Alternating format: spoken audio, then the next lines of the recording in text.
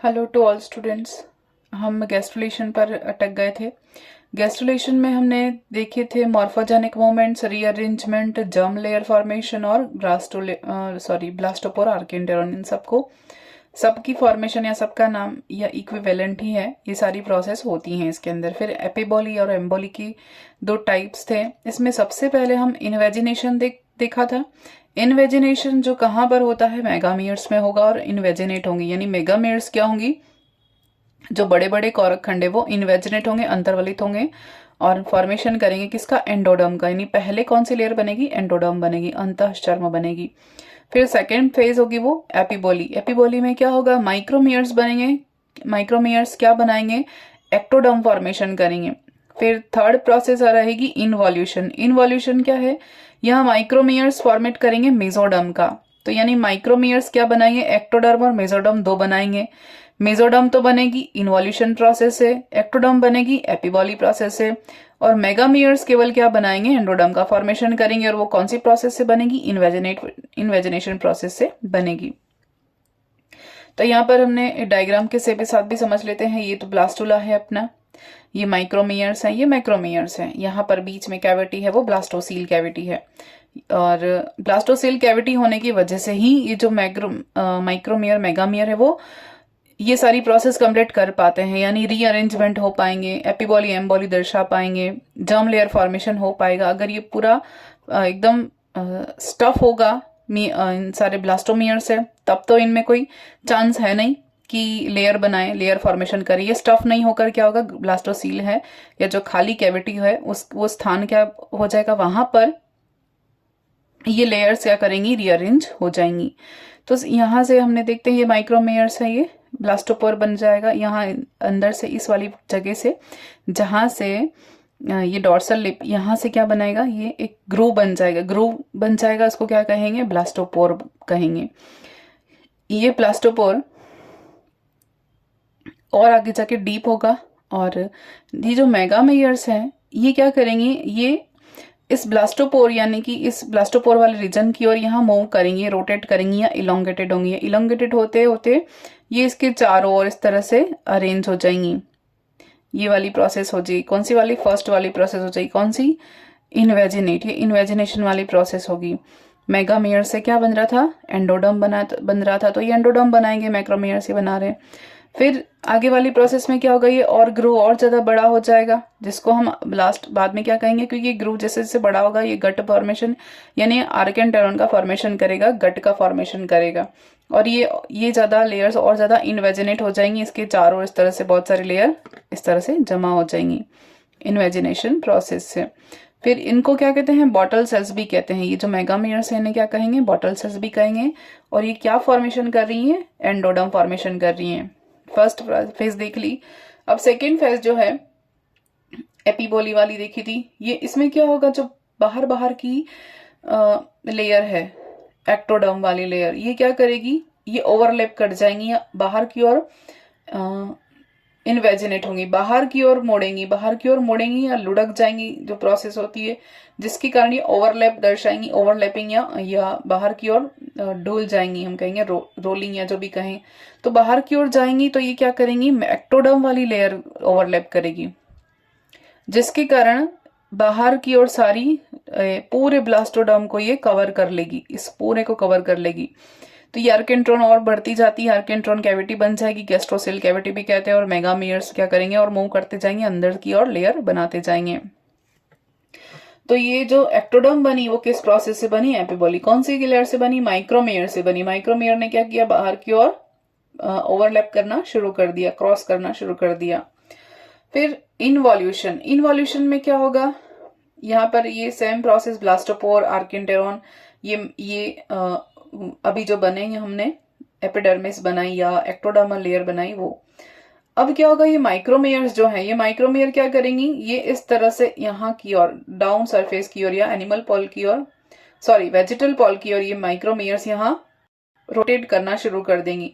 ये माइक्रोमेयर्स यहाँ रोटेट करना शुरू कर देंगी, स्पेस को भरने लग जाएंगी, वो स्पेस भर जाएगा और ये क्या, कौन सी लेयर बनाएगा, आधी मेसोडर्म यहाँ रह जाएगी, आधी मेसोडर्म यहाँ रह जाएगी। यानी क्या बना रहा है, ये मेसोडर्म फॉर्मेशन कर रहा है। तो इसलिए हमने देखा भी था, पहले भी कहा था कि मेसोडर्म दोनों तरफ लेयर होती है, एंडोडर्म के साथ भी होती है, एक्टोडर्म के साथ भी अरेंज होती है।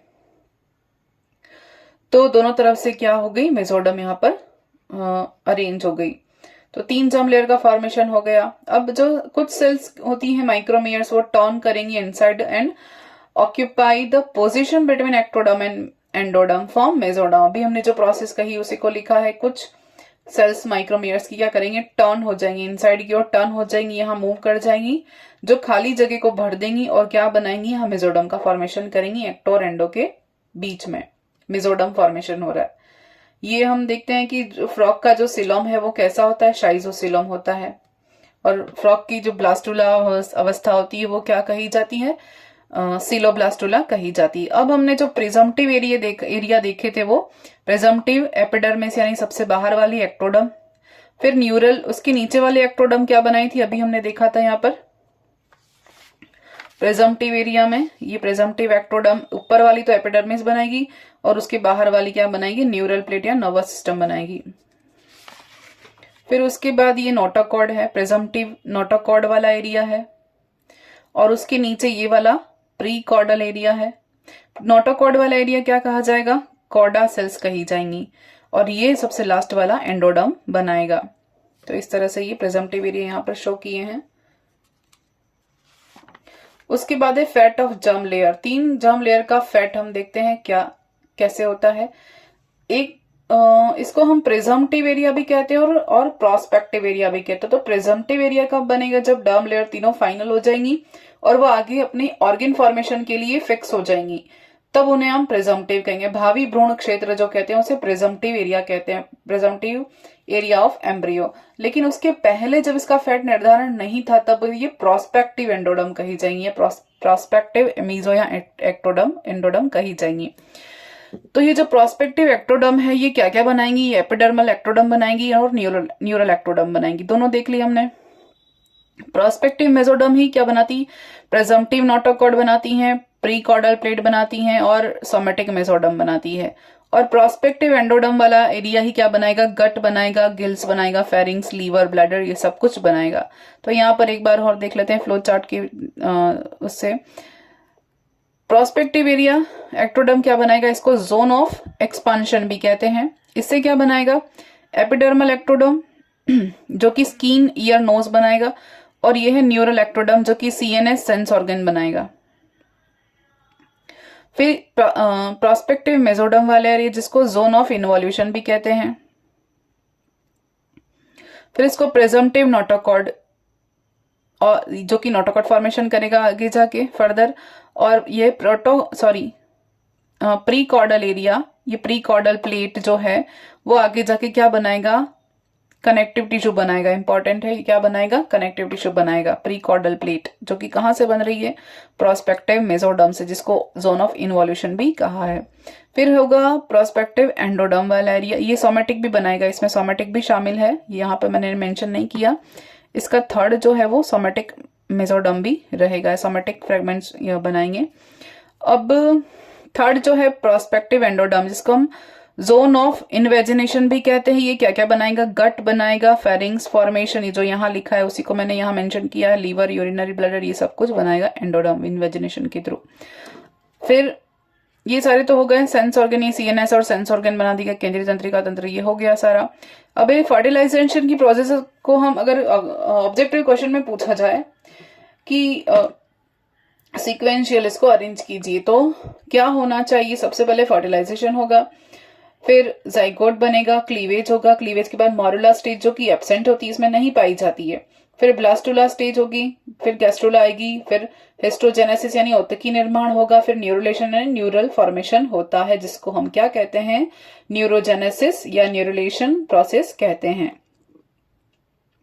तो ये कैसे होता है, न्यूरोजेनेसिस प्रोसेस को देखें तो ectoderm layer become thick and form pear shaped structure. Ectoderm क्या करेगी, मोटी हो जाएगी और एक मोटी स्ट्रक्चर बनाएगी, संरचना, एक पेयर शेप्ड संरचना बनाएगी, जो क्या कही जाती है, न्यूरल ट्यूब का निर्माण करती है। ये न्यूरल प्लेट यहां से इस तरह से, ये थोड़ा सा इसमें पिट फॉर्मेशन हो जाएगा, एक पिट फॉर्मेशन हो जाएगा, नीचे की ओर नोटोकॉर्ड फॉर्मेशन हो जाएगी। इस तरह से ये पिट और ग्रूव बढ़ता जाता है। और यहाँ पर जिस तरह से कुछ यहाँ पर ग्रैन्यूल्स प्रेजेंट होते हैं जो क्या करते हैं, ये इन्हें न्यूरल क्रस्ट कहते हैं, ये न्यूरल क्रस्ट कहते हैं। और ये क्या है, न्यूरल ट्यूब फॉर्मेशन करती है और आगे जाके गैंग्लियन फॉर्मेशन करते हैं। तो न्यूरल क्रस्ट क्या बनाएगी, ऑटोनॉमस नर्वस सिस्टम बनाएगी। न्यूरल ट्यूब क्या बनाएगी, ब्रेन और स्पाइनल कॉर्ड का फॉर्मेशन करेगी। ये फैक्ट्स है, ये क्वेश्चन डायरेक्ट आता है। तो ये हमने यह देखा न्यूरोलेशन का प्रोसेस, जिनमें न्यूरल क्रस्ट फॉर्मेशन क्या कर रही है, न्यूरल क्रस्ट क्या फॉर्मेट कर रही है, ऑटोनॉमस यानी स्वायत्त तंत्रिका तंत्र का निर्माण करेगी।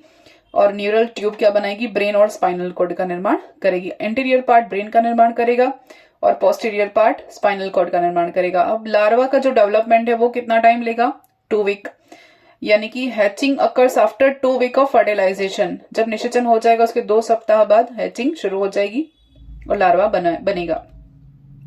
मेटामॉर्फोसिस की प्रोसेस हम पहले पढ़ चुके हैं। जो प्रोग्रेसिव मेटामॉर्फोसिस होता है इसमें 2 तरह के देखे थे हमने, प्रोग्रेसिव और रिग्रेसिव। ये वीडियो मैंने बना रखा है, मेटामॉर्फोसिस का कंप्लीट वीडियो अलग से बना रखा है, तो आप उसमें जाके देख सकते हैं। तो ये हमारा फ्रॉग के अंदर डेवलपमेंट, एम्ब्रियोनिक डेवलपमेंट कंप्लीट होता है।